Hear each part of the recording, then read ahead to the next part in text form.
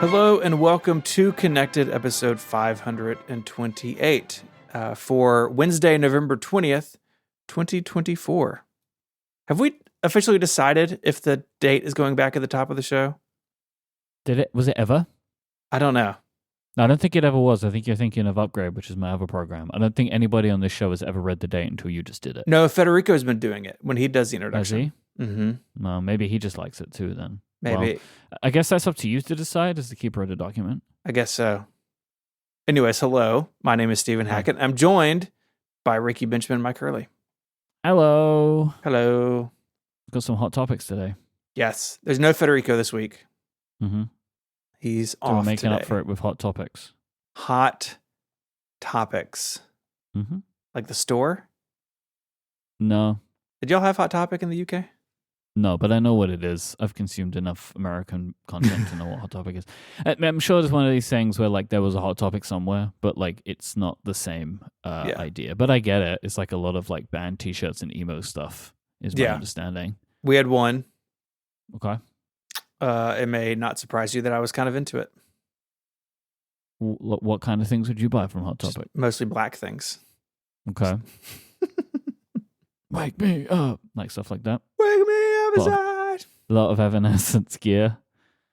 Tour shirts. I have a question for you. Okay. How's your iPhone? Sticky. Yeah, what happened to you? We had breakfast or dinner the other night. Amazing. Great. Waffles, bacon, eggs, etc.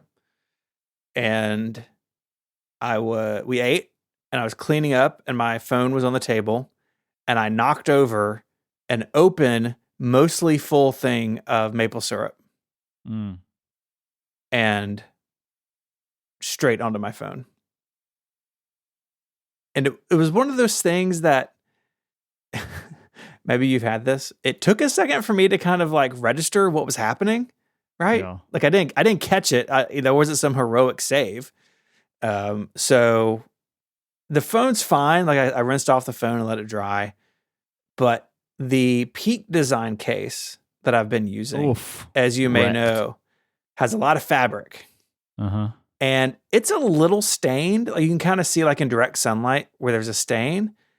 But anytime I take a phone call, and this has been a week, I kind of get a little whiff of maple syrup. I mean, it's in the fibers. You're never getting that out. I mean, thank God it's not a fine woven case. You know, like game over. Done. I guess what is really funny is when you ordered that Peak design case, either through your error or theirs, you got two of them and you gave me one and I'm never going to use it and it's just in a drawer. So like you could have had a replacement case, but now you don't. You know, you have to have the sticky case. No, I got the sticky case. So is the phone buttons okay? Because I once spilled some maple syrup on an Apple TV remote and that thing would never work correctly ever again. Like you press the buttons and they would not return correctly. That's not good. Honestly, it seems fine. Like the case took the majority of the damage. The phone seems okay. You said a thing and also posted a thing, which is one of my favorite. I think it's a Southernism to call a container a thing, a full thing. A full thing. Yeah, I like that. Another one that I like is the way that you use the word visit. What do you mean? Like, we're going to visit for a while. Yeah, we're going to have it. Sometimes you can use it as a noun. We're going to have a visit. Yeah, stuff like that. I like the use of the word visit and the use of the word thing. You know, we're going to visit for a while and drink out of a thing. I don't know how to. That sounds like a good time, honestly. Let's go. It sounds like a great time. See what I mean? Like, I love it. There are certain like things in like Southern living, I guess, or however you'd call it, Southern culture, which just ingratiates to people. And I think this is it. Like things like that. I like it. It's nice. Keep it up. I've never thought about either of those being weird, which I think goes to your point. Right? Yeah. Why would you? You live there. You know what I mean? It's true. Why would it be weird to you? My whole life. Mm-hmm. My whole life. The minivan and the marble story continues. I got two updates here. People may remember I spoke about when I was on my sabbatical, I was going to try to find what sounds like a marble under the floor somewhere in my wife's minivan that you hear sporadically. So I thought I had fixed it. Turns out I hadn't. Two things. One, I had to get ended up having to get a tire replaced on the van. that it sustained some damage. And as I was turning into the tire shop, I heard the marble, which was just a real like gut punch from the universe to me. I'm like, this tire's like barely, like it took a big chunk out of the side of the tire. My spouse hit a pothole in her van, and I was like, well, I'll take it and get the tire replaced. I knew the tire was dead, and I was turning in and heard it. I was like, yeah, come on.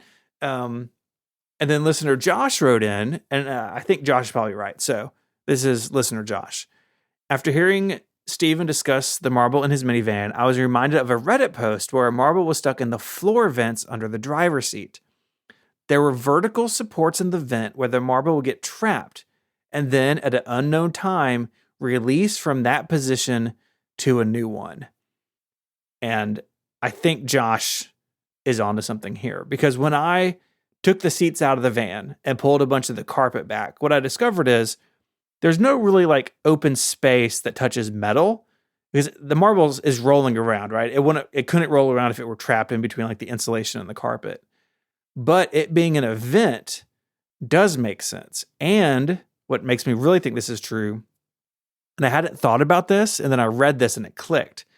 When you hear the marble, it's always for the same amount of time. The marble isn't like, it's not a free range marble. It's moving within a set distance wherever it is trapped. So next time I take the van apart looking for this, because it is now war between me and this marble, I'm going into the vents. I'm going in the vents, Myke. I think it's the only way. Like, look, this, as we said before, you cannot take the car apart, right? You should not. You maybe could, but you should not, I think is maybe a better way to say it. I'm not testing you here, all right? This is not a challenge. I'm not like, Steven, you can't do it, because I don't want to challenge you, because I really don't want you to do it, because I worry about your family, that they just can't go anywhere. Sure. You just cars just strewn all over the lawn or something. Another southern thing.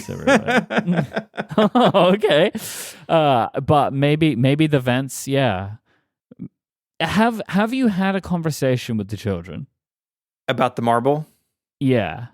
No one has fessed up to losing a marble in the van. Maybe this is maybe a dad thing, right? That like maybe you've got. I would like to hear about it. Like, do you have a way in which you would try and get the children to give you information, like, and like there's like an amnesty? No one's going to get in trouble for this. Is there a way to do that? Right. So like a, hey, you're not in trouble, I just need to know. Yeah. Kind of thing. Or so I've rewatched Silo season 1 in preparation for season 2. Okay. My word, season 1 I'd forgotten how good it was. It's so good. But they have everything in the Silo that's like basically a forgiveness day. Like you can confess to doing bad things and you're not in trouble for them. It's like, that's what I need. I will say the side of the van that it's on is where our youngest child sits. And our youngest child, and Myke, you've been to my house, you may have noticed this, a little bit messy. His room's a disaster all the time. There's stuff everywhere. I don't know if I mean you maybe categorize him as messy. I just categorize him as busy. Sure. Yes. Yeah. He's just got a lot going on, man. He hasn't got time to clean up. He's got right? He's 10. He's got to There's a lot get of out stuff of his to way. All right. He's got some work to do. Yeah.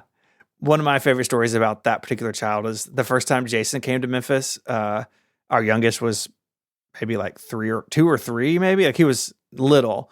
And he says like, yeah, he's just like running through the house like a ball of energy. He's like, yep, that hasn't changed. So I think it's on him. And I think he would be the one to have a marble, like just hanging out, just carrying it around. Right now, I think at the bed of my truck, there's at least 3 sticks that he's picked up on the way back to the truck from school pickup that are all very important.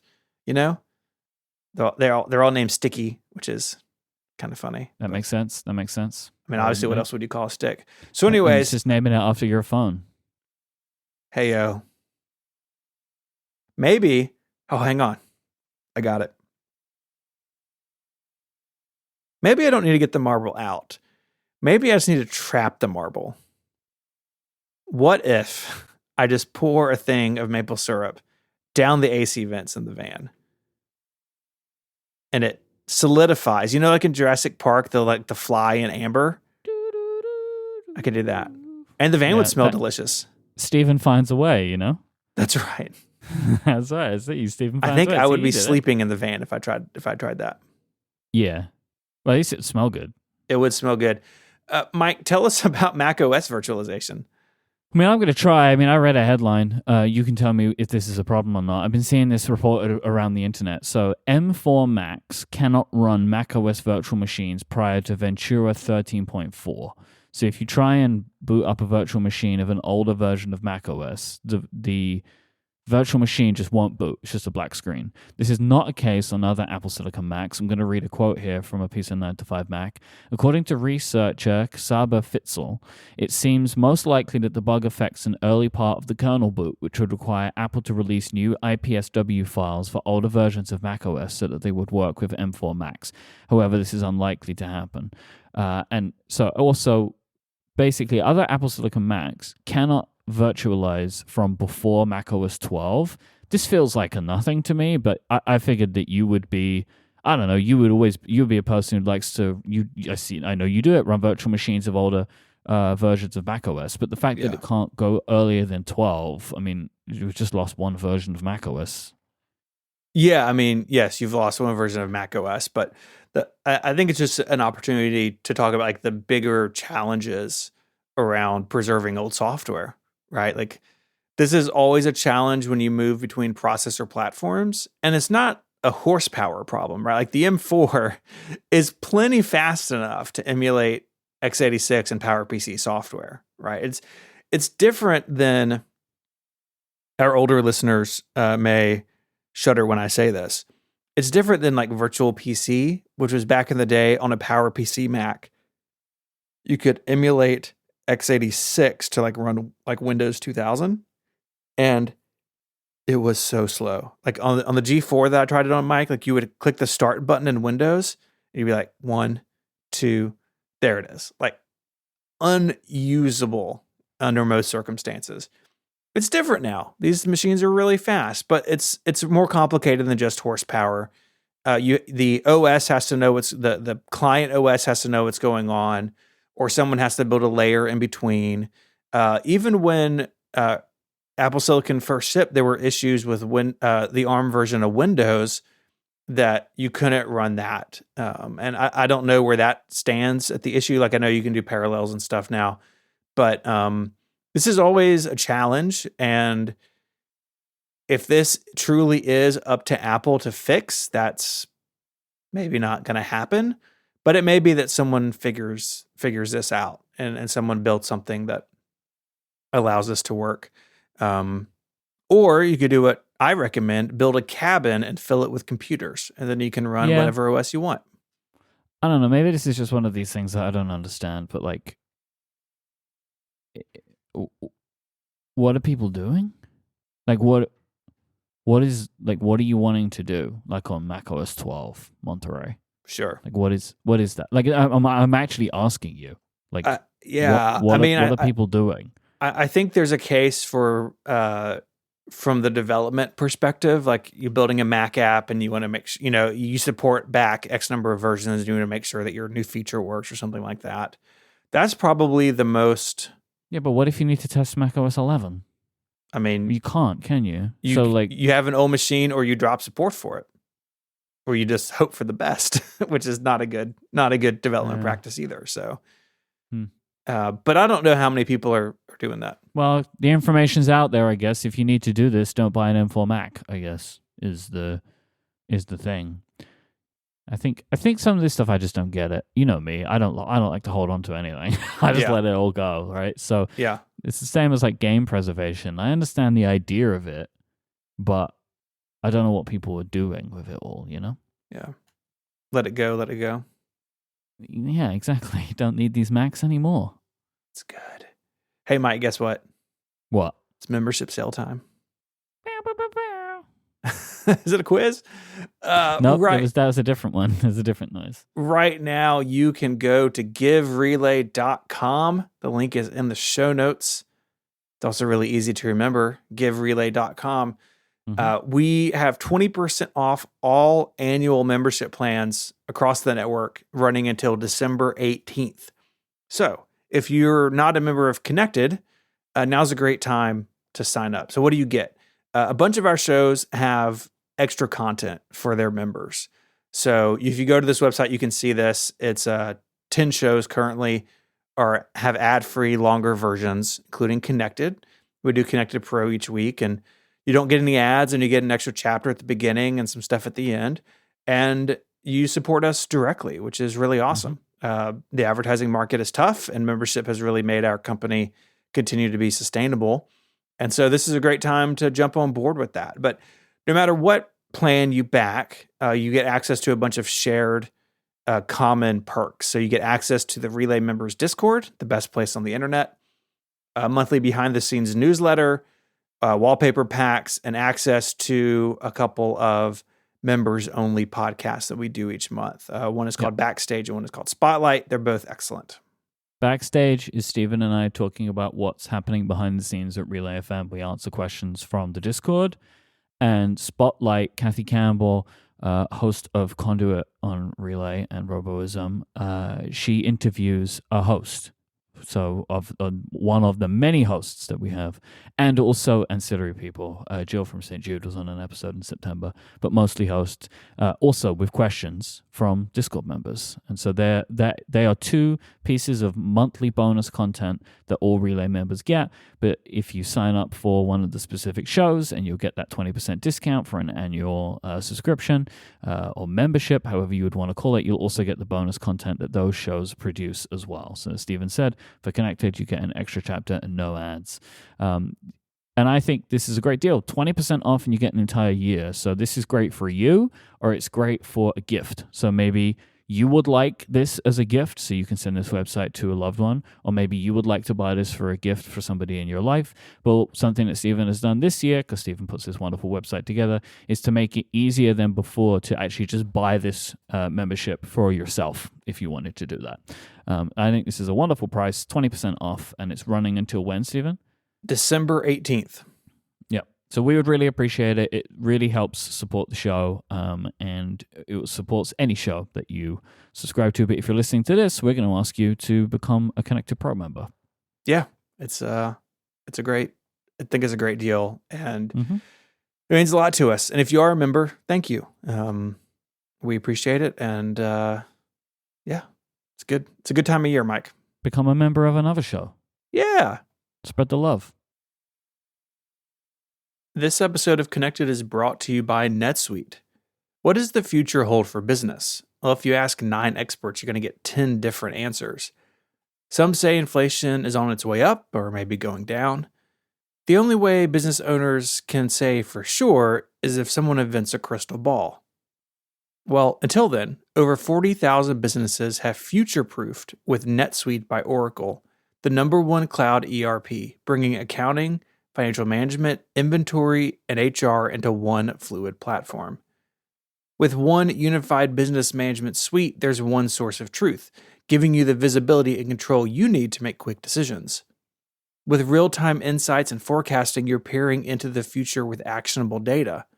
And when you're closing your books in days and not weeks, you're spending less time looking backward and more time on what's next. There's nothing worse in business than trying to make a decision that needs to get done quickly, needs to get done correctly, and the data you need is scattered in multiple places. So whether your company is earning millions or hundreds of millions, NetSuite helps you respond to immediate challenges and seize your biggest opportunities. Go download the CFO's Guide to AI and Machine Learning today at netsuite.com/connected. The guide is free to you at NetSuite, NetSuite, netsuite.com/connected. Myke, I got some news. Okay. The era of the butterfly keyboard is over. I didn't know we were still in it. We're still in it. We're still in it. Apple I thought was. that ended a long time ago. Yeah, Apple was. Just last week, they wound down their long-running repair extension program for the butterfly keyboard, where they would fix your computer for free. It is the only repair extension program, or REP, if you're in the know. It's the only REP I can think of that was updated to include a computer the day that computer went on sale. So in 2019, when they revised the 13 and 15-inch MacBook Pro and the Air, those machines were introduced into the repair program the day they came out, which is just a real vote of confidence on Apple's part. It was a weird time. It was a weird time. Yeah. I mean, it was a sad time too. Like that era was just. It was pretty depressing to talk about the computers. Like it wasn't just this one. When did it start? It started with the 2015 MacBook, but when it kind of went mainstream was 2016 with the MacBook Pro. So this was like a similar. In the Pro show today, we spoke about the iMac Pro and kind of was reflecting on that. And like the iMac Pro was also a response to this period of time where Macs were bad. For various reasons. Like, there were not good options. The new computers they were introducing, like the MacBook, were disappointing, ultimately. From a power perspective, battery life perspective, heat perspective, throttling, and the keyboard. Even though, like, the design of the MacBook was so nice, but, like, it was ultimately a letdown in a bunch of ways. And then there was, like, the slow rollout and multiple attempted fixes of this butterfly keyboard, which is unbelievable that it lasted for 4 years we were dealing with this. And, like, every time there would be a new one, it would be like, and they improved the keyboard. And it's like they just kept making, like, a little bit better, a little bit better, a little bit better. I think by the end, they did actually have, I think, what was a fine enough product from a repairability perspective. It wasn't breaking as often. You can correct me if I'm wrong, but it was just like time to move on. Like it still was never good as or as reliable as the previous system.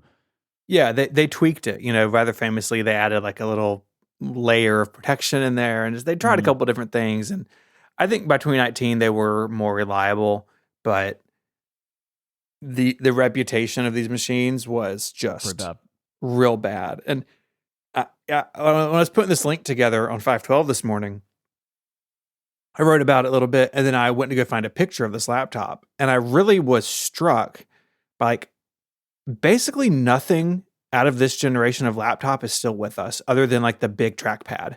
But the keyboard got replaced, and they did that with the very last with the only 16-inch Intel MacBook Pro, and then it came to the others.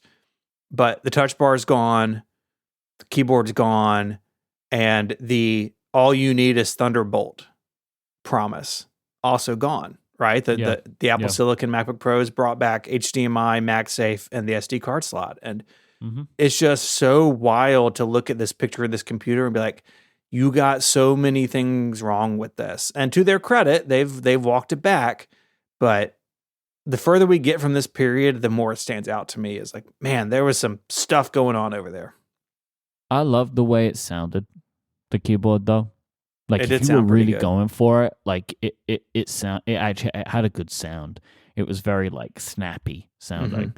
I had one of these. Yeah, that was the pieces of it crunching that apart. Could be possible. It was just like you were losing a bit of material every time you typed. Maybe that was. It was just like it's like eroding. Like the keyboard would just erode over time. Yeah, it was a shame. It was a shame that was like just a rough time to be in. But look at us now. My favorite thing that came out of that was Jason wrote and we produced it for Upgrade, a true crime episode of Upgrade called "Who Killed the Butterfly Keyboard." I think it was our Christmas episode. You're in that episode playing a character. I don't remember. I need to re-listen to this. I know that we had people playing characters. It was a whole thing. That was a good time. It's like a 35-minute thing. It was tons of fun. I'm pretty sure, if I'm remembering correctly, I think somebody played Tim Cook. Maybe it was me. Or maybe we edited something together. I don't remember. Maybe it was you. But yeah, it was a good time. I'm gonna add this back to my queue because I want to re-listen to this. But that was my favorite thing that came out of it all. That was really good. I had forgotten about that until I saw it. You'd put it in Notion this morning. Very good. But so the repair extension program is over. So if you still have one of these and you have trouble out of it, officially you're out of luck. But I would say that if you have a failure, like go make your case to Apple, and they may have mercy on you. But I also can't imagine there's a ton of these running around anymore. I mean, I'm sure they're out there. I'm sure people listening have one in their bag right now. But I think I think a lot of people have moved past these as soon as they could. Yep. Rest in peace, Butterfly Keyboard. Taken from us too soon, you know? Not soon. That's not true at all. Too soon. Too soon. Do you remember we remembered. we did a live show in Chicago, and the E key had fallen off my laptop, like right before the show, and so I brought spoilers for a live show that was 6 years ago. I brought a clamshell iBook to do the show with because I couldn't type on my own laptop anymore. Yeah, wasn't it like that? We couldn't update the show notes because I couldn't get online. Put them. Yeah, you had to put them on like a USB key or something, and like load them in just as a text file. In text edit. That was a good time. Yeah, that was a good time. Like no one can change anything, or I won't know about it. Oh, that was a good time. It was. Speaking of good times, okay, text-based social media. It's rocking and rolling, huh? It's like 2018 over here. Is it? So you have talked about Blue Sky on a couple of shows. You all spoke about it on Upgrade Plus, which is the member version of Upgrade. You also spoke about it on Cortex this week. I've listened to a lot of you this week. I'm like weirdly on top of my podcast right now. That's the way to go, man. Yeah.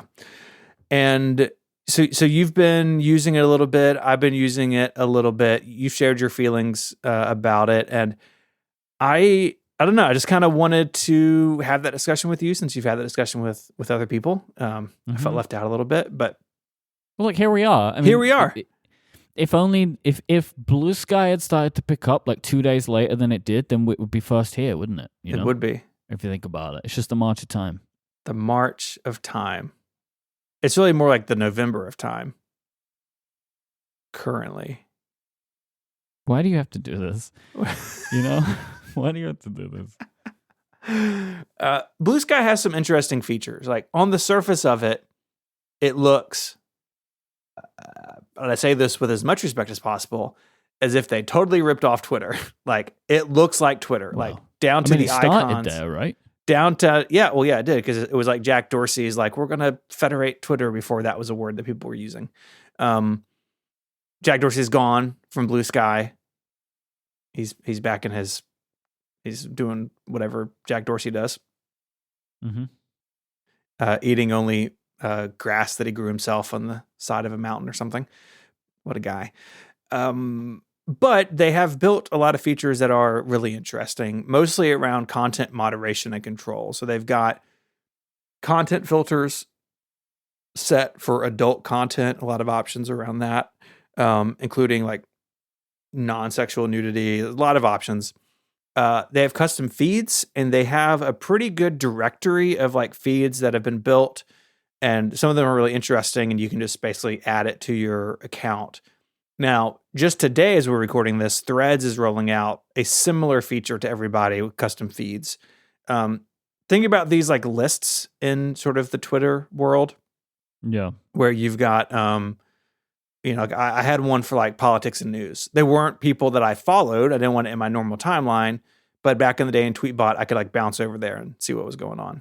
Yeah, I never used lists. But I understand the thinking behind it. I think at the time I was just kind of like, if I want this content, I'll just get the content. But I think I maybe understand it a little bit more now. And yeah, like Blue Sky has some interesting ones, like, and they have some that are set that you can subscribe to, and some that are like, the idea is like, so for example, you have a mutuals, you can get like a mutuals list. So it's just posts from people you follow and who follow you, right? That has to be that link. And they have like a popular with friends, which I think is interesting. I think it's like Nuzzle.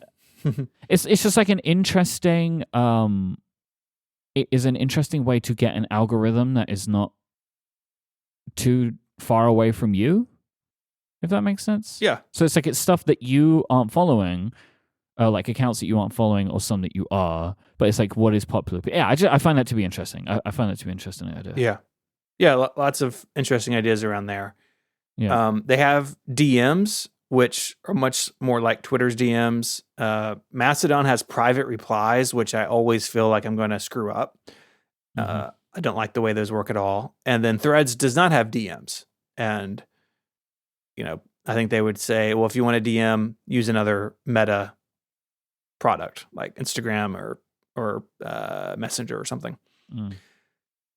But I think the thing that most people like about Blue Sky in terms of moderation is they have really robust post interaction settings. And so you can allow a single post to be quoted or not quoted. You can set who can reply, everybody or nobody, or mentioned users or followed users. And I think all of that's really well done. And the UI, I think, is actually really good when you look at the post interaction settings. Like, it's clear, I think, what's going to happen when you check the various boxes. And I think all that's really good. And my issues aren't with Blue Sky itself. Like, where I continue to struggle with is, like, I ultimately think any social media that is like this will always end up in the same place. Like, no matter how good the intentions are or how unique the technology is, ultimately there's something fundamental about you have X number of text characters, like that sort of social media, I think can't help but wander into the same place it always ends up over time. Yeah, probably.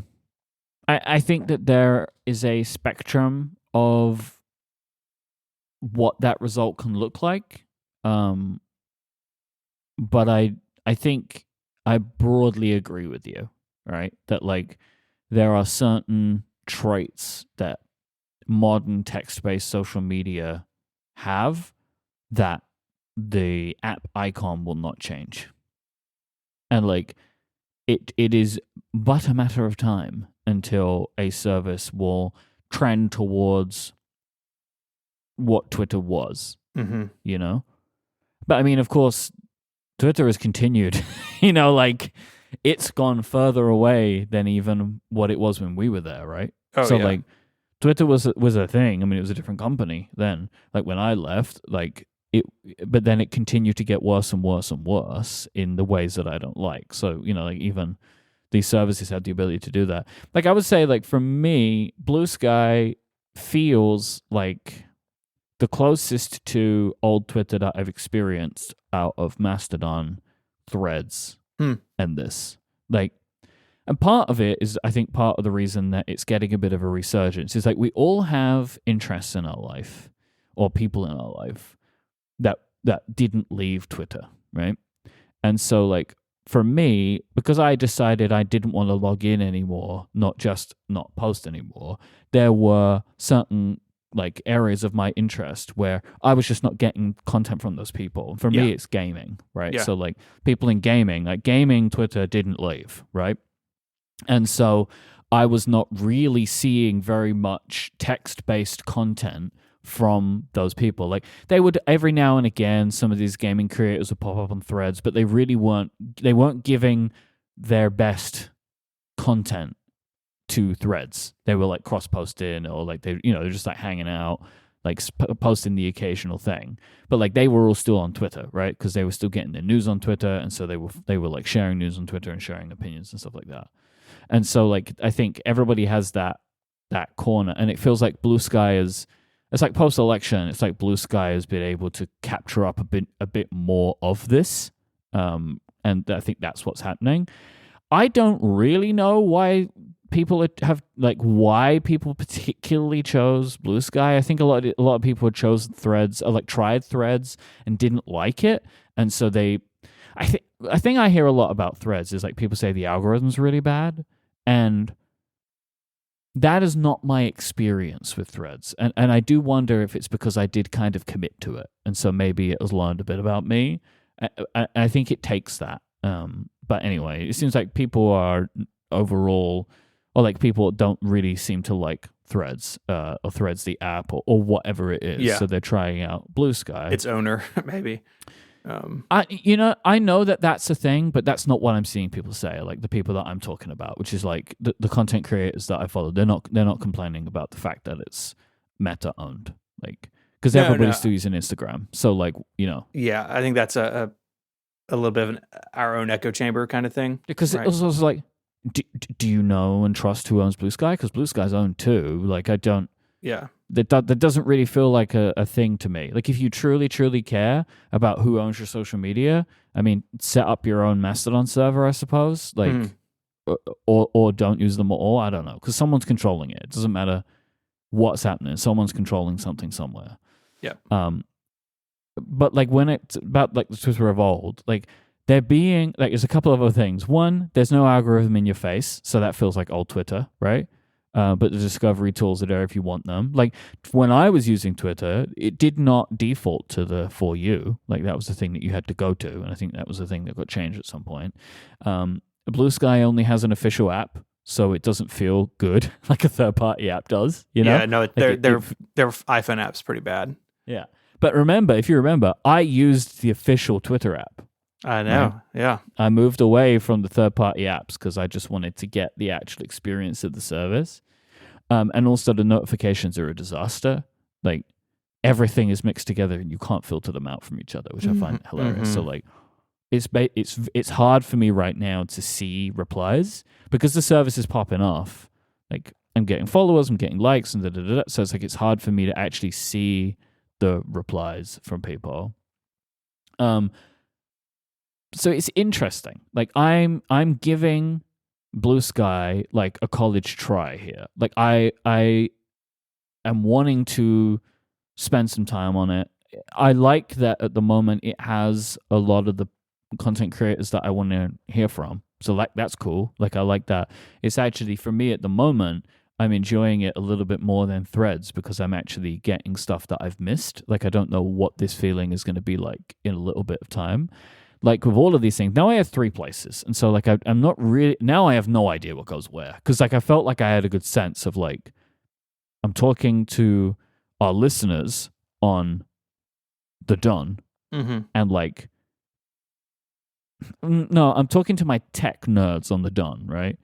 And then I have a lot of listeners that aren't the straight like Apple nerds. And a lot of those people are on Threads, right?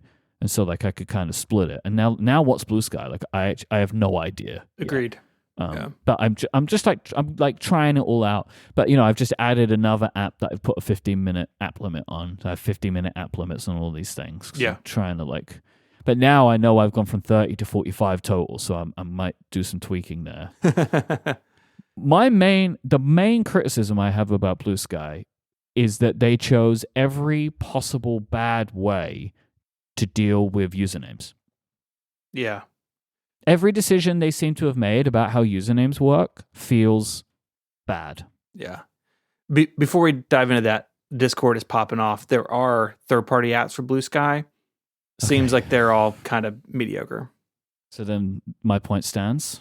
Yeah. One's called Gray Sky, and the other is called Skeets, and I will not install it because of its name. Get out of town. Get out of town. I'm not interested. Yeah. This is like when Mastodon had Toots. Do you remember that?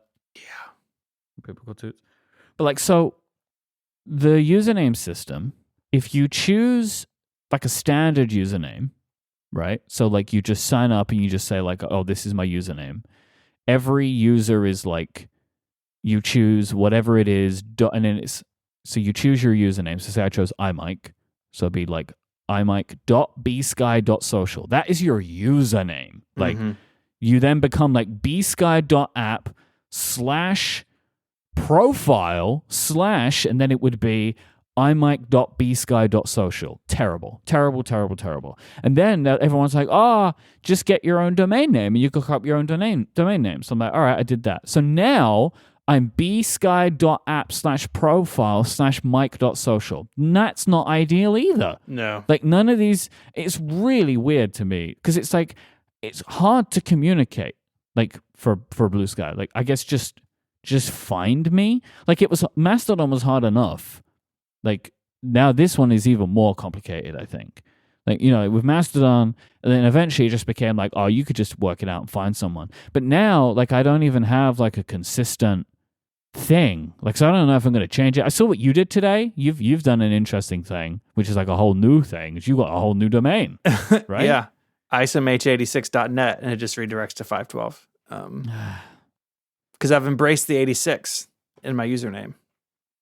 I don't like this. I don't like. I think they chose every wrong decision. Why can't I just choose a username? Yeah, and that be it? I mean, I think a lot of that is with because they have their own federation protocol called AT. I kind of feel like so You know what I mean? Like, no one else can federate with them. They're not federating with anyone else. And they also make all of the decisions. So, like, if I go to Blue Sky, I should just be able to search someone's name and they pop up. Like, I don't know why it's so complicated. Yeah, I think the whole, like, server name thing was with that in mind. But I agree with what I think Jason said, or someone said on Upgrade Plus. That Jason or that other guy, whoever the other guy is. I don't know that guy. Who's Casey? We don't need two of these, right? We don't need Mastodon's Federation Activity Pub and AT. And I think Activity Pub's already won, like, because Threads is integrating with it, and Threads is the biggest one of any of these networks by far. Like, Blue Sky's popping off, but Threads is monumentally bigger. Yeah, but now Blue Sky's way bigger than Mastodon. So has Activity Pub won? I don't know. Like, yeah, Threads is like federating with it, but what if they also decide to federate with AT at some point? I mean, Activity Pub is also in WordPress and some other things. Like, maybe Activity Pub wins, but Mastodon loses. Like, we just don't know. And that's, on one hand, like, exciting and fun because Twitter just had monopoly on this for whatever it was, 15 years. But in the meantime, it's a little frustrating.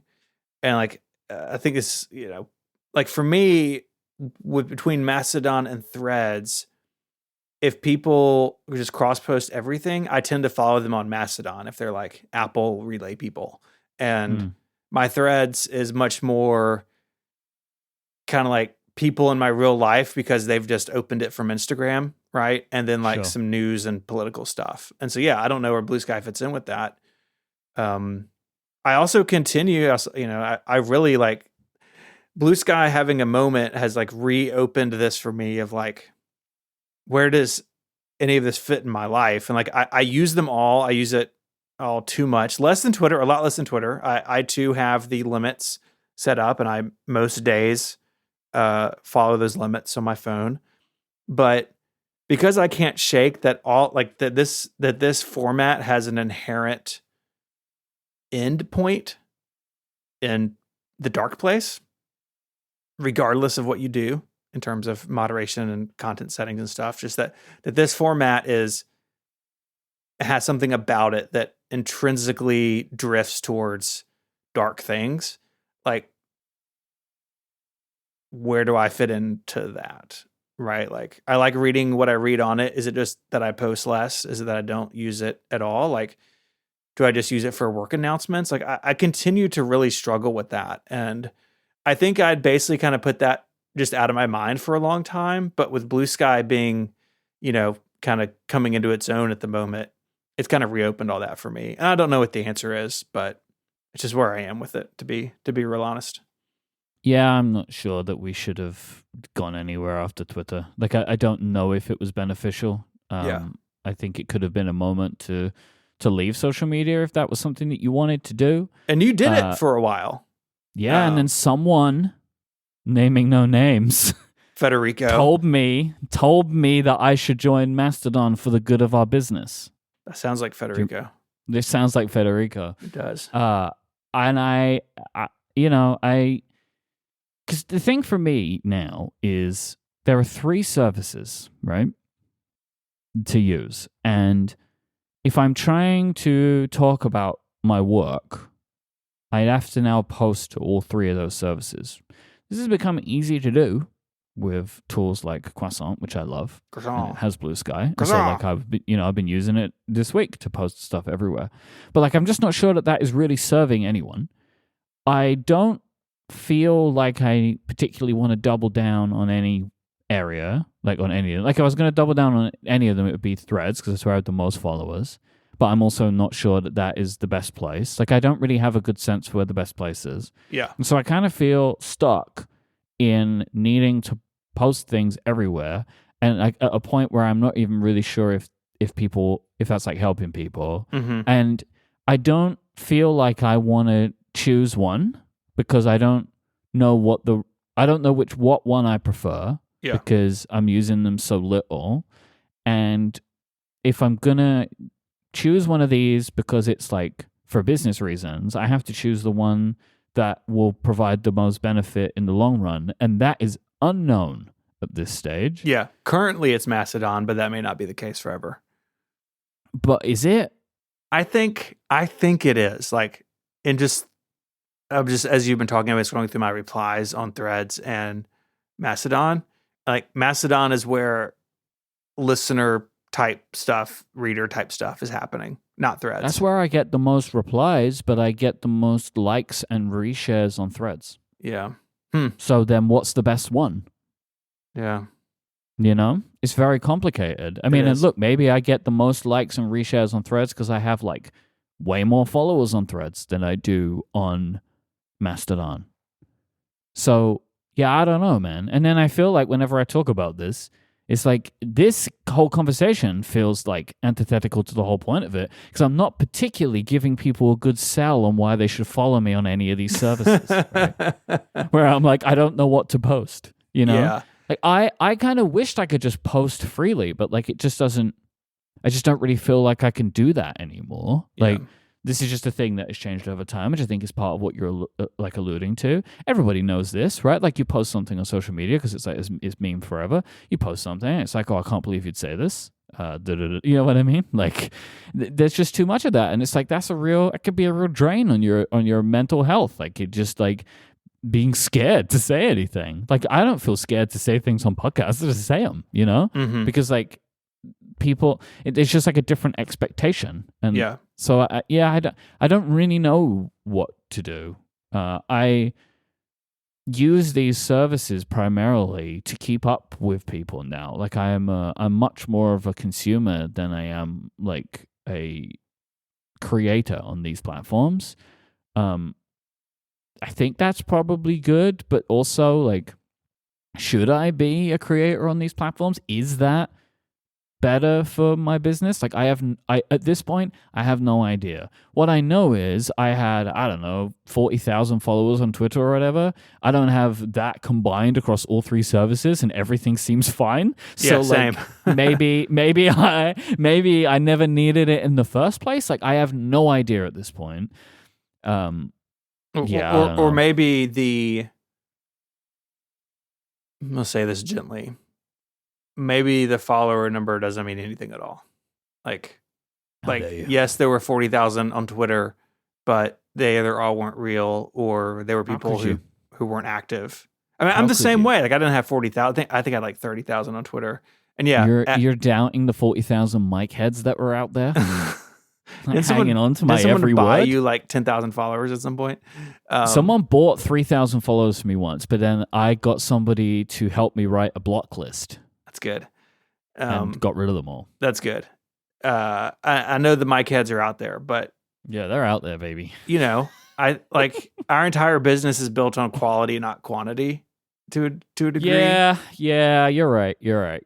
So I don't know. I think a lot of us are in the same boat, right? Like not even like fancy content creators, but it's like Twitter was also around for 15 years, so you picked up a lot of people over time, right? Who are, then bounced or never came back or got hit by a bus or whatever. So I guess maybe a better way to look at this is like how great it is that our audiences are our own.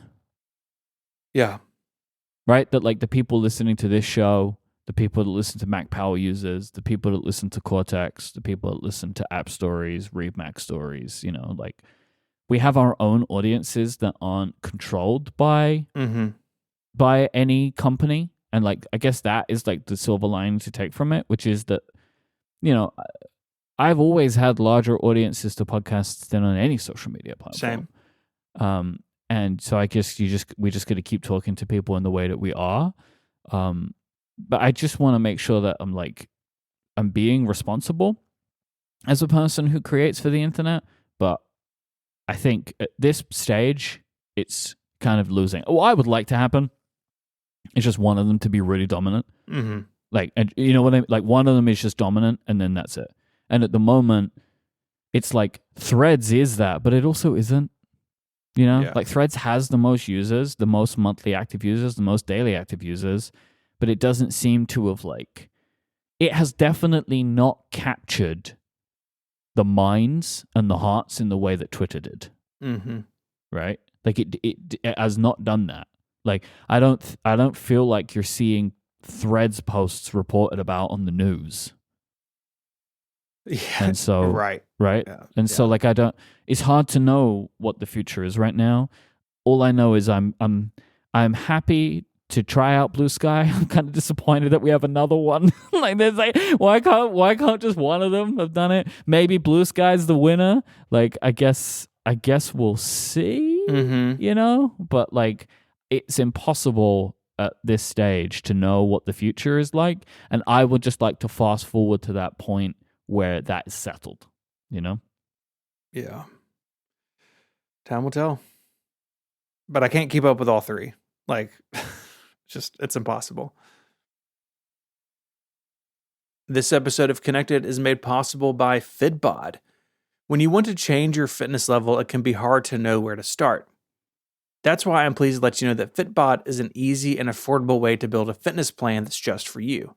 Because everyone's fitness path is different, so Fitbod uses data to make sure they customize things exactly to suit you. It adapts as you improve, so each workout will be challenging, pushing you to make the progress that you want. Superior results are achieved when a workout program is tailored to your unique body, experience, environment, and goals, which are all stored in your Fitbod gym profile. And it tracks muscle recovery so you can avoid burnout and keep up your momentum. Fitbod builds your best possible workout by combining AI with exercise science. They've analyzed billions of data points that have been fine-tuned by certified personal trainers.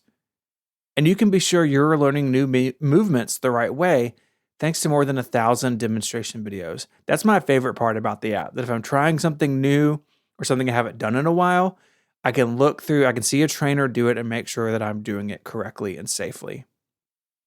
Fitbod tracks muscle fatigue and recovery to design a well-balanced workout routine because muscles improve when working in concert, and the entire muscular system is important. So overworking some while underworking other muscle groups can negatively impact your results. And so you don't get bored, the app mixes up your workouts with new exercises, rep schemes, supersets, and circuits. And all this is really easy to use. You can stay informed with your progress with tracking charts, weekly reports, and sharing cards, letting you keep track of your achievements and personal best and then share them with friends and family. And it integrates with your Apple Watch, Wear OS smartwatch, and apps like Strava, Fitbit, and Apple Health. I mentioned that I love the demonstration videos, but I also really like that Fitbod grows with me. So as I continue to improve in my fitness routine, Fitbod is there the whole way. Personalized training of this quality can be expensive, but Fitbod is just $12.99 a month or $79.99 a year. But you can get 25% off your membership by signing up at fitbod.me/connected. That's Fitbod, Fitbod, fitbod.me/connected for 25% off your membership. Our thanks to Fitbod for their support of the show and all of Relay. As we are recording this, the scuttlebutt is that the Department of Justice is planning to ask, I'm not really sure how it works, Google, to sell off Chrome. Now, this is one of the results of the search monopoly case that the Department of Justice has basically won over Google and is now a case of like the remedy stage. So the Department of Justice is going to go to the judge and say, this is what we want Google to do.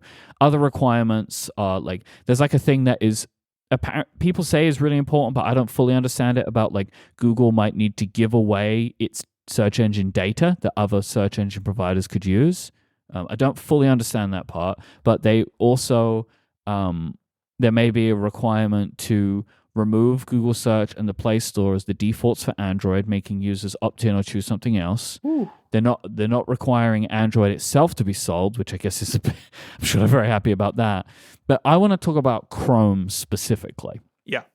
Because that is the one I can most easily get my head around. So the expectation is that they will say that Google Chrome cannot even be owned by Google anymore. Like this isn't even you have to make people choose which search engine they should. It's not like a search engine ballot. The Department of Justice thinks that Google should not own a web browser. And if this happens, the expectation is that Chrome could end up being valued at like $15 to $20 billion if someone has to buy it. And I guess my question is, who's going to pay this? Yeah. That could and doesn't have a browser already. And if somebody buys it, don't we just end up in the same situation again where they're going to use it for a benefit of their own?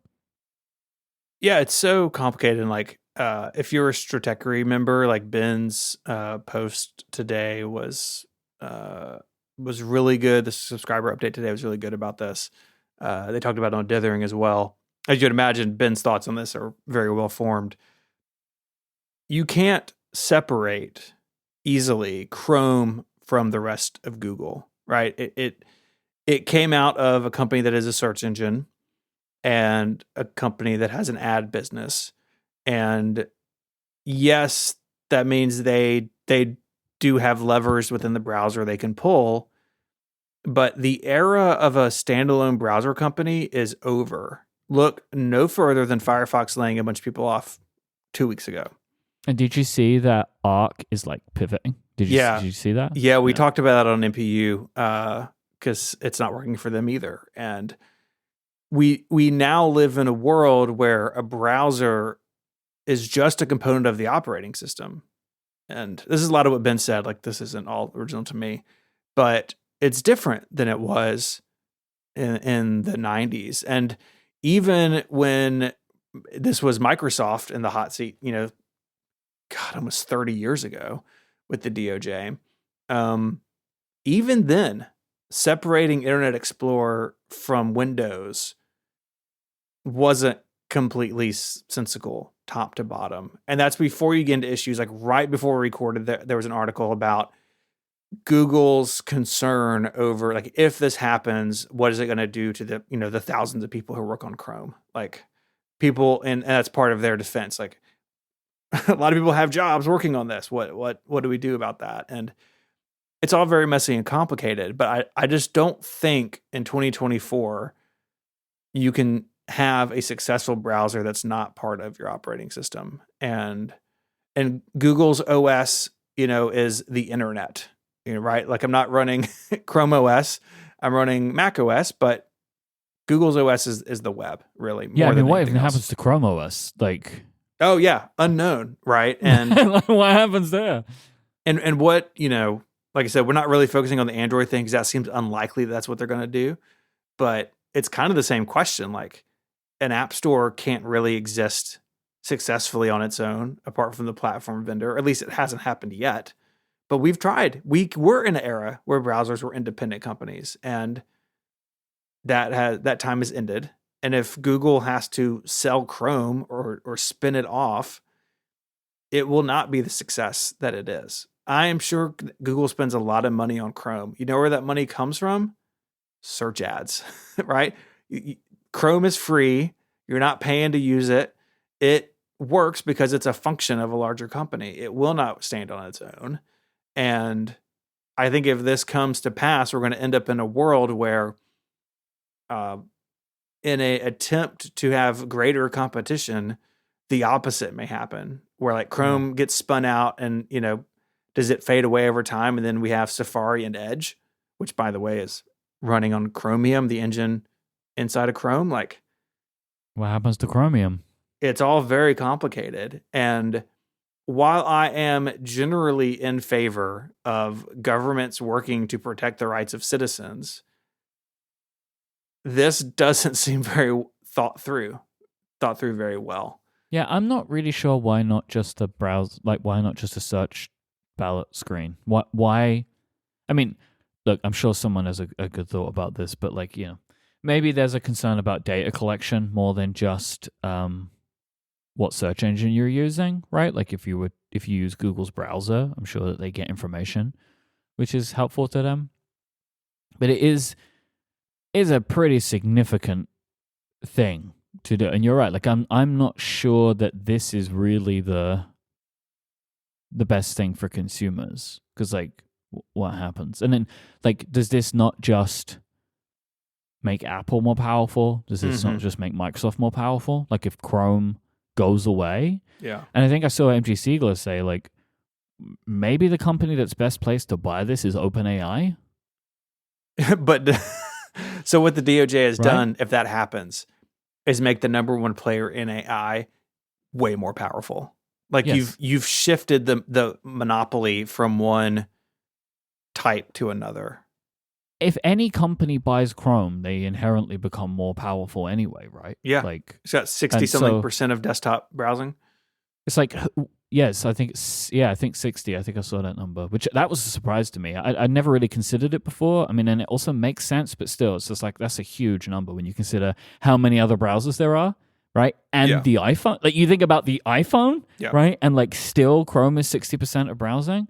And like I figure if you, that's my assumption is that makes the most sense. Of the companies that could buy Chrome, that would want to buy Chrome, OpenAI feels very top of the pile of like, could do it and you could see benefit, right? Sure.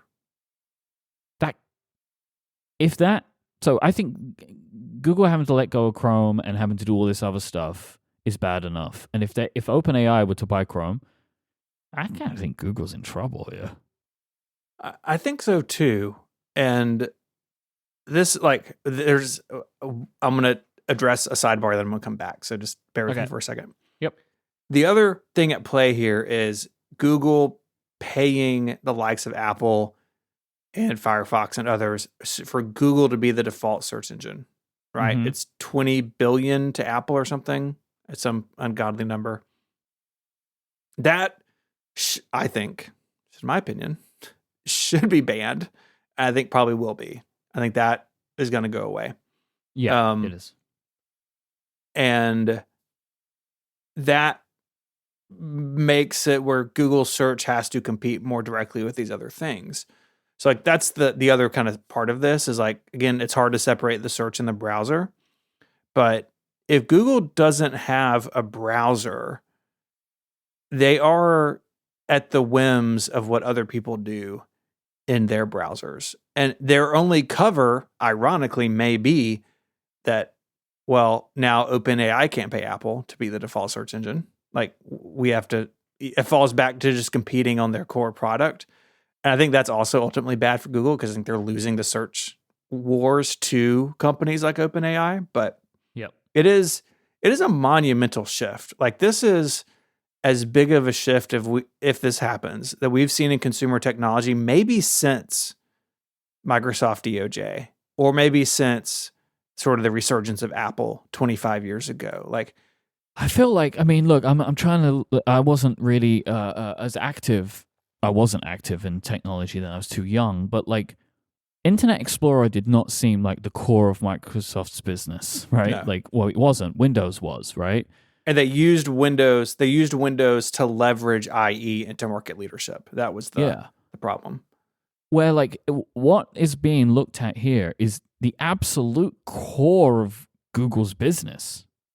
It's search information, it's search data, it's advertising data, and how it integrates with the various parts of its multiple platforms. The platforms only existing to make search more powerful. Yeah.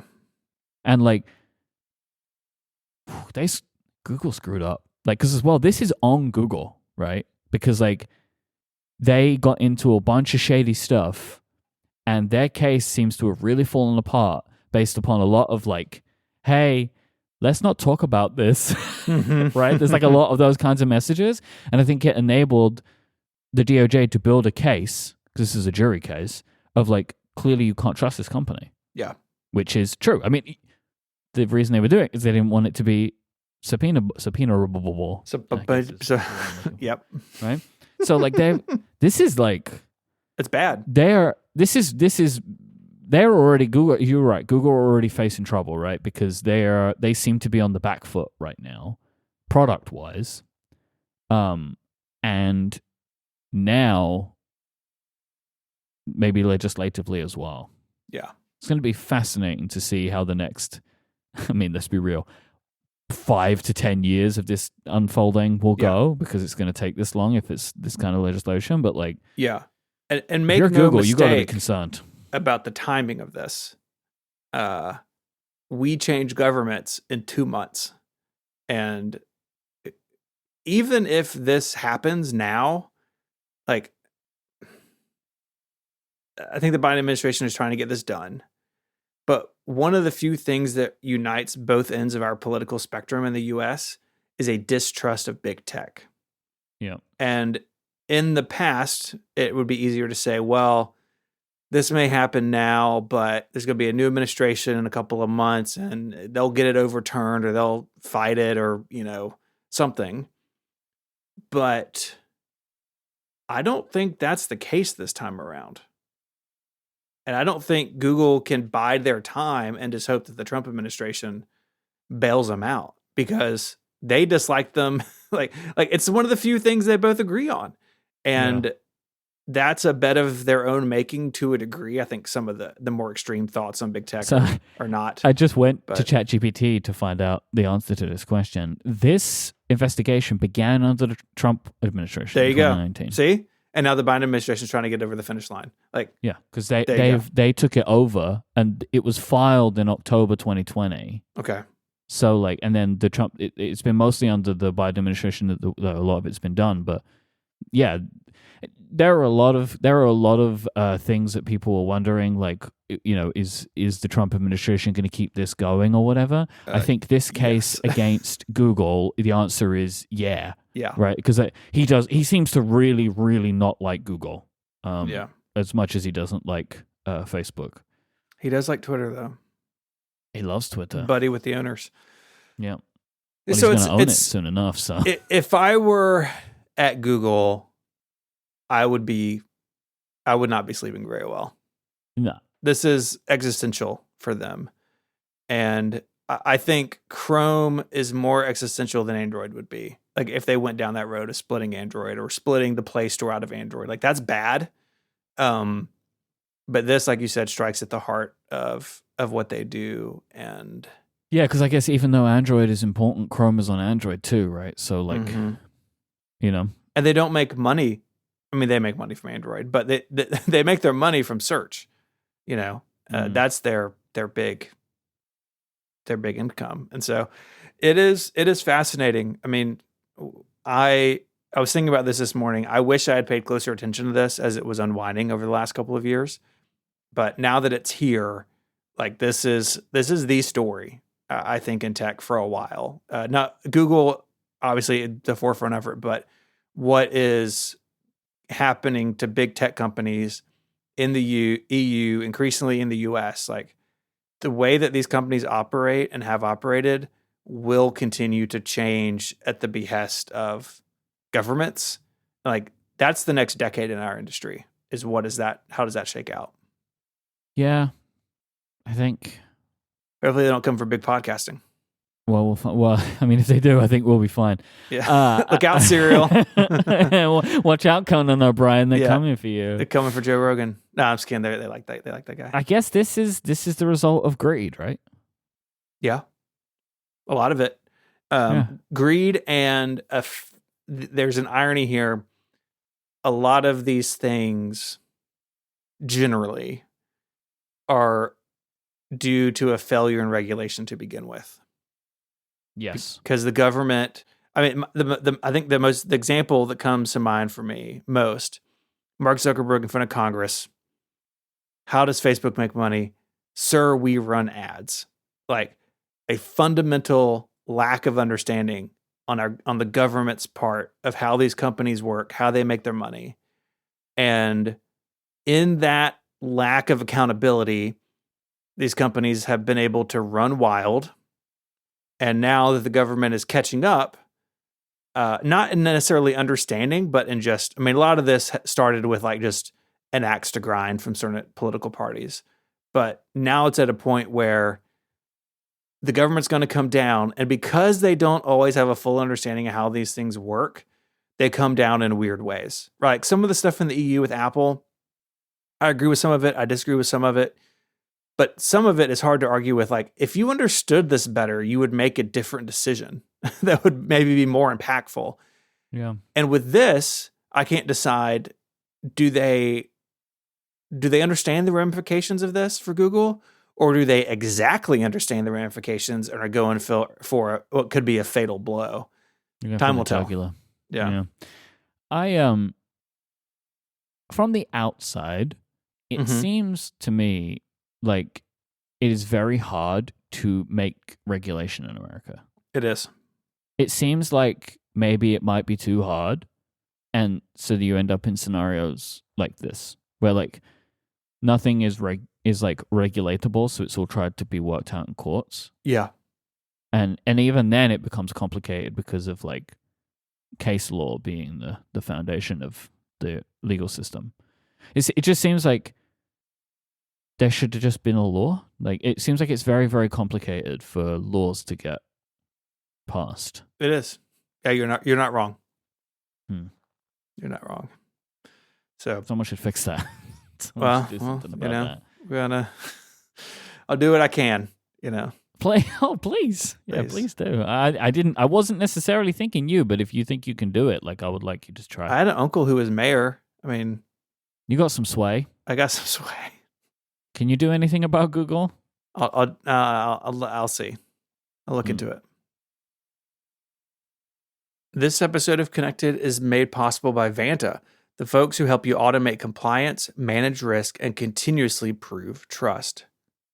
Improving company trust is more important than ever, especially when it comes to your security program. Vanta helps centralize program requirements and automate evidence collection for frameworks like SOC 2, ISO 27001, and HIPAA, and so many more. This means you can save time, money, and build customer trust. And with Vanta, you get continuous visibility into the state of your controls. Join more than the 8,000 global companies like Flow Health, Core, and others who trust Vanta to manage risk and prove security in real time. Now that's a new way to handle governance, risk, and compliance. Learn more at vanta.com/connected. That's Vanta, VANTA, vanta.com/connected. Our thanks to Vanta for the support of the show and all of Relay. Overcast got a nice update today. Our friend Chance Miller over at 95 Mac has it written up. I think there's really three things to touch on. The first is something that I had never really considered for a podcast client, but as soon as I saw it, I was like, oh, this is really, I think, really smart. Overcast now has a 48-hour history, and you can step back through that history and undo anything at any point. So in talking about this online, Marco talked about it as like, oh, did you fall asleep and like not set the sleep timer and then your podcast played? Like you can go back. Or did you accidentally delete an episode 2 days ago and now you can't find it? Well, you can just go back and get it. I think this is amazing. Once at WWDC, I accidentally, this was one of the years me and Federico were sharing a room. This is not important to the story, but that was Is that the year you stole his heart rate monitor? No, I think it was the year after that. Okay. And I put my phone down and accidentally pressed play on Overcast, but this volume was all the way down. And when I woke up, my entire queue had disappeared. Oh, it played through everything? Play through everything. And the problem with that is you don't know what's gone, right? Yeah. Because that's like a data loss problem. So this would have been fantastic for me then, because then I could have just gone through and brought all those episodes back. Too bad Marco didn't invent time travel when he wrote this. Well, he's kind of done it now, but like... Yeah, too late. It's too late. 1 star. I don't know. This is you know incredible. What? I haven't seen how far back it goes. maybe the history goes back 4 years. I don't know. It's 48 hours. 48 hours. Yeah, I love this. I think it's super, super smart. And I suspect that this will become possible in other podcast players. The second thing is the addition of listener stats. So like Apple Music and Spotify and others have features like this. You can now, going back to 2023, you can see your top podcast by year, month, or day. You can see it by how much time you listened to it or how long the episodes are. And you can generate images of your top podcast to share on social media, which has been the majority of my Mastodon timeline today is people sharing that, which I think is pretty cool.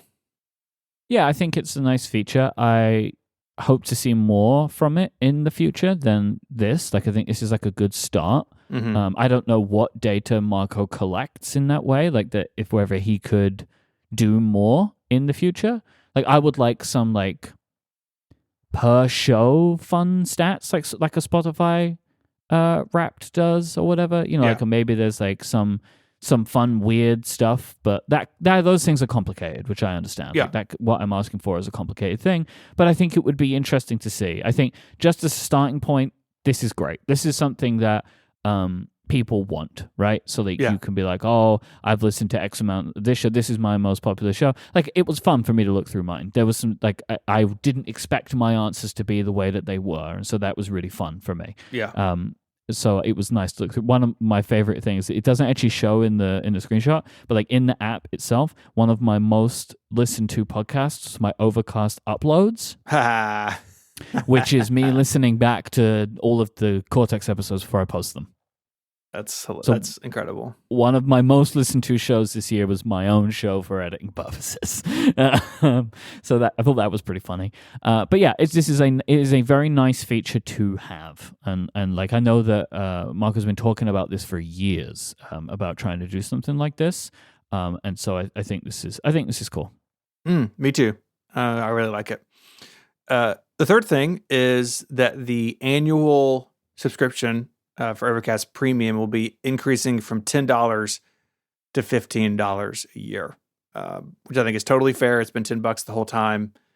I use Overcast every day. Like, I am fine with I would this. pay $10 a month for Overcast and I wouldn't even care about it. Yeah.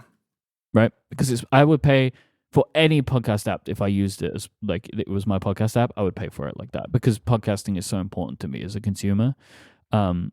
I understand why, I understand that there are so many people that just don't like any price change at all. Mm-hmm. But I think $15 a year for Overcast is a very fair price. Like, I happily pay that. Yeah. So yeah, there you go. It's percolating in the App Store now. So percolating? That's not the right word. Propagating. No, I like percolating. I mean, that kind of fits. Like, it's a coffee thing, right? Marco likes coffee, so you can say it's percolating if you like. I'm expecting he probably doesn't like percolated coffee, but I don't know. Yeah, that's too pedestrian. Well, and it's more about like percolating coffee can sometimes burn the coffee, depending on how you've done it. No one wants that. Okay. AI notification summaries. We wanted to do a check-in on this because this is now out, right? iOS 18.1 is out to everybody. 18.2 beta 4 dropped while we were recording. I don't know if there's any word on what's new in there yet, but people have now been using these notification summaries, and a really easy way to get clout on social media is to dunk on it, and rightfully so, because my word, sometimes weird things happen. I think my personal favorite example is if you use Ring, like I do. Apple Intelligence basically sums up how many people that your Ring camera has seen. So, like, if someone walks by my house, like, a person is seen. And then 2 hours later, the mail person comes by. A person is seen. And then 3 hours later, my family comes home. 4 people are seen. Apple Intelligence will add it up and say 6 people are at your front door. Like, that's not true at all, but that's how it did the addition. So that one is funny to me. But some of them are obviously more or less funny and more upsetting or just wrong. And I think that's where Joanna Stern comes in. Yeah, so Joanna Stern of the Wall Street Journal posted a screenshot, and the contact name is wife, and the summary says, apologized for yelling at her husband, feeling bad about it. Joanna's post says, very intelligent, Apple Intelligence. Context. The contact, clearly labeled here as my wife, was talking about our son, no husband in this conversation, or in the last 10 years of our marriage. Ugh. Understandably very well written, because Joanna's a great writer, but here's the thing. This is like, the way that I look at this, I'm sure with the content of the messages, there is some way in which you could understand that an AI messed this up. But the problem here, in my opinion, is the intelligence, right? This is not intelligent, because even the smallest amount of personal context about Joanna's life would show that these assumptions should not have been made, right? That this system should not have made this assumption about her because of the fact that she is married to a woman. Yeah. Right? Like, the phone has, I'm sure, many ways in which it could work this information out, but it's made an assumption based on something in the content of these messages. But, like, this is the issue, even with calling these things intelligent, right? Like, I posted one, I posted it on Blue Sky the other day, of, we had a reminder in the Reminders app. Now, I know this isn't Apple Intelligence, but it's also just like an example of these kinds of things. We had of put up the Christmas tree. Okay. Suggested date, 25th of December. Now, it's probably a bit late for putting up the Christmas tree. I mean... Yeah, I would prefer to do it this weekend, which is my plan. But like, this is the issue. Like, those things are just like, oh, that's so dumb. But now we're calling these things intelligent systems, and that is a dumb as rock system, right? Yep. For Apple Intelligence to say that Joanna Stern's wife has a husband. Yeah, it's bad, and as bad as these things are, like, it is inevitable that one of these things becomes accidentally dangerous or like acutely harmful, right? And it's disappointing. I think, like, I had wanted to believe that Apple was going to be better at this than other companies, and it's just not. It's just not. Like, these are amateur mistakes. And when you sell this, it's like, oh, it's going to be based on what it knows about you. It's like, clearly, in Joanna's case, that's not true. You know, clearly in your case, it just isn't using common sense. Like, it's frustrating. I mean, technically, the personal context stuff is not in there yet. Sure. Right? Technically. I think this is part of, if we're to believe that that is going to work, that is part of the problem of, like, maybe you should have just waited, you know? Yeah. Rather than trying to get this stuff out drab. I mean, that comes back to the thing of, like, you know, which you've heard on every podcast for a 3-month span, which to this point has kind of been annoying, but is true of the fact of Apple's been selling these features without them actually shipping. Yeah. Like, just as a context, you're still not here, right? Like, it's not available in the UK unless you change your region settings. So, like, there are ads still here talking about Apple Intelligence, but it's not really going to be available until December, because it isn't. Especially what's in 18.1, I think is not worth doing. I think 18.2 is a better release. It has more in it. Like, just in general, iOS 18.2 is just a better version of iOS. So the thing that I was wondering about this is, like, in our space, this stuff is everywhere, right? My Threads algorithm, by the way, loves showing me these posts. Oh, yeah. This is one of the things that my Threads algorithm really likes to show me, is these posts. And it's because I do interact with them, right? Yeah. Oh, dude, anytime I see one of these, like, here's a favorite for you and a favorite for you. Like, let's go. So I get all of these posts. And I will say, like, I know that I generally actually do like this feature. I find it to be useful, right?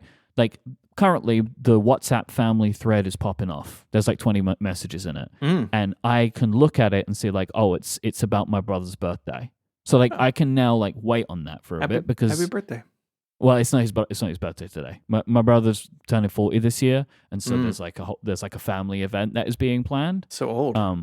But, like, I know, can you imagine? Not for another 13 months. Ooh, wow. Yeah, hang on to those. Yeah. But I find that to be useful, right? Rather than just what the last message was. Because the last message in that thread, I'm looking at it right now, is thematically very different. Someone's gone off on a tangent, which, if I would have read that, would have thought that all 20 messages were about that thing, but they're not. So, like, I do find the feature useful. And it's easy to dunk on. I could dunk on it if I wanted to. I get things pop up. But by and large, I am able to use some common sense when I approach these messages. I think a lot of the ones that I see people posting, there is common sense that you can apply to it. Now, you can have these things that are offensive to you, frustrating to you. I get that. But, like, some of them, like I do believe that there is an element of common sense that you're able to apply to it. But then also if there, and I've said this before, if there are apps that you think don't work, then you can turn them off individually. Like I said this before, like I don't think it works very good for Overcast, so I just turned it off for Overcast because smashing the descriptions of multiple podcasts together doesn't necessarily get me what I'm looking for. It is sometimes hilarious though. Like all of this is happening and iOS 18 is only available to a small amount of people. And I turn our attention to our mutual friend _ David Smith, who is like such a great, with Widgetsmith now, is like such a great wealth of information about how the OS moves through people. And so at the moment... What a weird way to word that. Is that a bad way to word it? Are you an LLM? Maybe. I mean, aren't we all, really? Like, if you think about it, I don't know what the next words that I'm going to say are. They're just happening to me.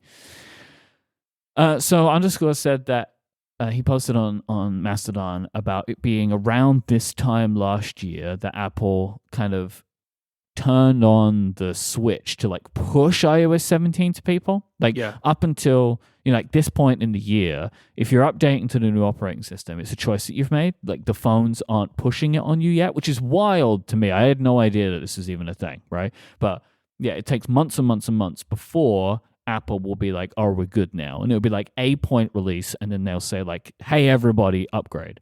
So like at the moment, Widgetsmith's user base is kind of, it looks like around 30 to 40% installed of iOS 18.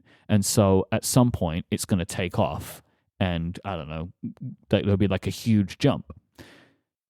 So all of this to say, the amount of people that are even using any of these features in 0.1 or 0.2 is really small compared to how many people will be in a couple of months. And then what happens? That's what I'm really interested about. And I would say the caveat there is that there's a bunch of phones that can run iOS 18 that cannot run Apple Intelligence. So there's that.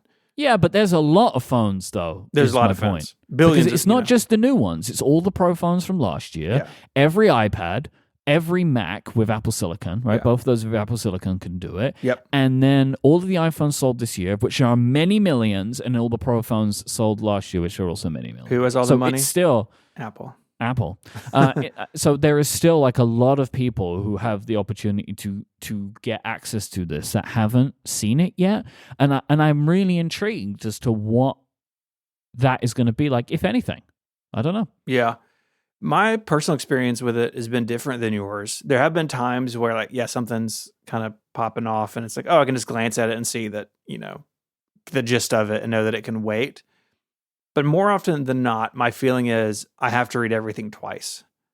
And there are different areas in which summarization takes place. You have notifications, you have message, like in the Messages app, and then you have in your inbox in Mail. And to a degree, I think about those things all slightly differently. But at the end of the day, I feel like I'm reading a lot of stuff more than once. So I've had this on for a while. This morning I went through and turned it off, and I want to run it for a couple weeks and see if I miss it, and see if I like, oh gosh, actually the notification summaries were saving me time. It's in settings, notifications, and there's summarized notifications. Like you said, you can go into it per app basis and turn them off, which I think is good. Mm-hmm. And then settings, apps, messages, and then settings, apps, Mail, you can turn off the summarization in there. And so I'm going to run without it for a while and see how it goes. And I will report back in a couple of weeks, but we'll see.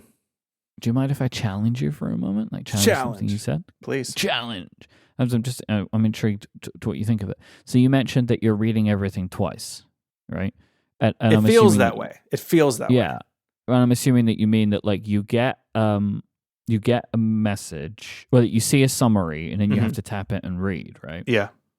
But like if you had like a stack of 10 messages, you always have to read things multiple times, right? Like you've read the most recent message as the notification, and then you tap in and read the other ones. So like there's always an element of like rereading. Yeah, but I'm reading, like in that case, you were right. Same thing with the inbox, right? I see a mail message, I see the first 2 lines, I tap it, those first 2 lines are in the email again. But it's the same words.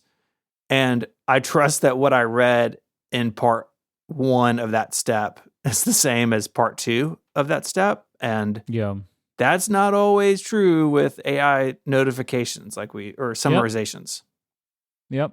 So you're right. It is the same action, but it feels different. And I want to explore that a little bit more. Yeah, because if you don't trust it, it's kind of pointless, isn't it? Right? Because then you're wasting your time. You're reading it and you don't trust what's there. So what was the point of reading it? And I had a couple of things early on. I thought I'd taken screenshots of them, but I can't find them. But I had a couple of things early on in the beta that it basically summarized it exactly wrong. And so that I feel like, and maybe it was just my experience, but I feel like off the bat, I had a couple of bad interactions with it. And that has kind of set me up not to trust it fully. And that's something else I want to explore. Like if I take some time away from it, I turn it back on, is that feeling get reset in my mind? And now that I've been using it for a while, I can understand like, okay, some apps it doesn't work well for and it needs some fine tuning, like the things we've mentioned. And like maybe I end up where, maybe this is useful in mail, but not useful in messages or whatever. I don't know. So I'm gonna, I just want to explore it a little bit because I'm not real happy with it all turned on right now. Because there are like certain things that these systems, I just don't know how they would ever work with, like sarcasm.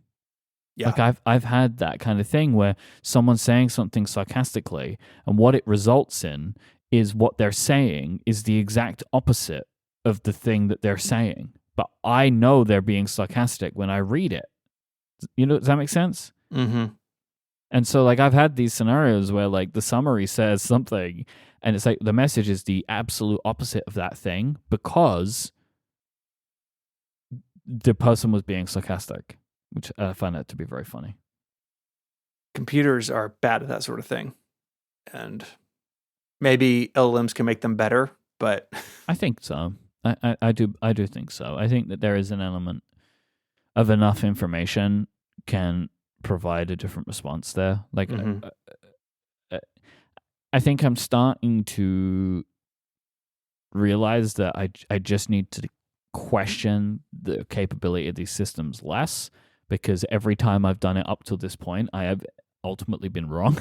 Yeah. Right? Like, there's no way they can do this. And then it turns out just with enough time, they can. And so like I'm kind of just remaining skeptical, but I'm trying my best not to make definitive statements about the capability of these systems.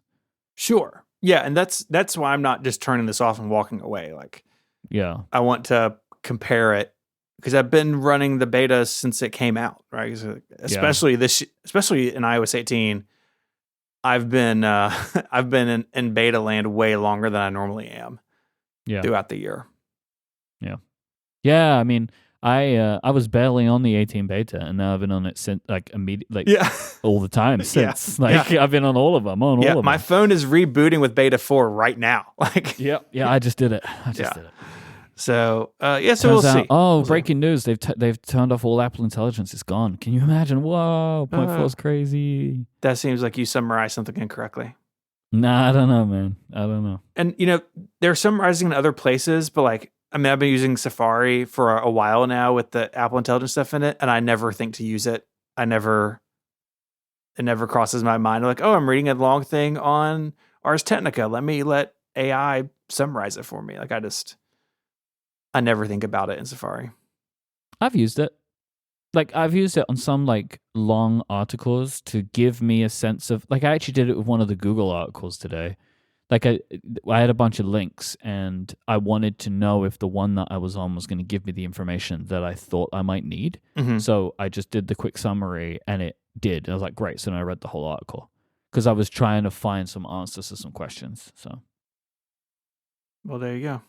Mm-hmm. Anything else? I don't think so. I don't think so either. We covered a lot of stuff. A lot of stuff happening. A lot of topics. If you want to find us online, How? How do you do that? Just search for us on your social network of choice. He is generally Myke, and I'm generally ISMH86. You'll find us somehow. But sometimes. Find us somehow.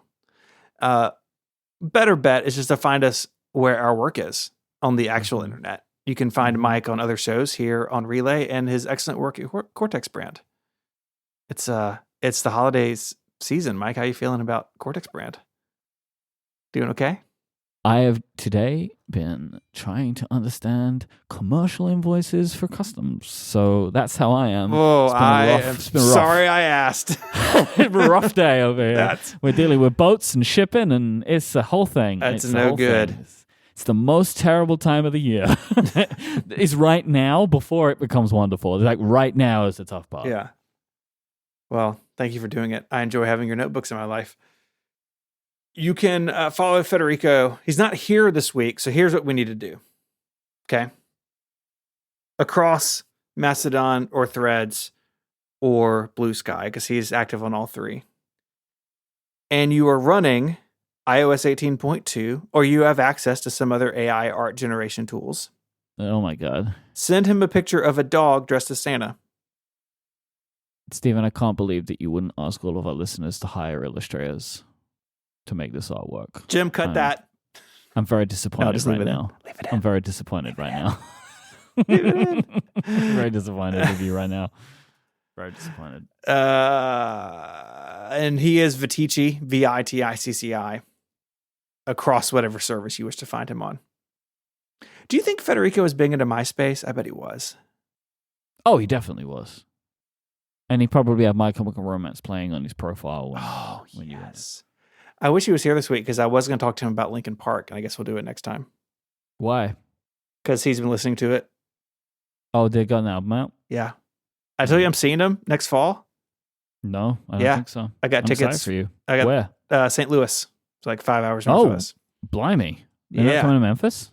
They're not coming to Memphis. They're playing in Nashville, but on a day I can't make. And so I got 2 tickets, and Mary and I are going to go spend a weekend in St. Louis and see Linkin Park. It's going to be awesome. Amazing. I'm very excited. What does St. Louis have? The Arch. Other than that. The Arch, that's it. I thought it was that, but I didn't want to guess. Don't they have like a special kind of burger there or something? The whole things? The St. Louis burger? Yeah, don't they have a whole thing? I don't know. Let us know. Let us know on Blue Sky. You can find me, said that, ISMH86. I host Mac Power Users here Relay each and every Sunday. Look, we've been recording a long time. Wheels are falling off, everyone. The Blue Sky has thrown him off. He doesn't know how to outro shows anymore. It's true. So Sunday's episode of MPU is a special one. It is part 1 of 2 of our like state of the platforms we do every year. And I'm very happy with Sunday's episode of MPU. I think it's a real banger. So very cool. Go check that out. I'd like to thank our sponsors this week, Vanta, Fitbod, and NetSuite. And until next time, Myke, say goodbye. Bye-bye. Bye, y'all.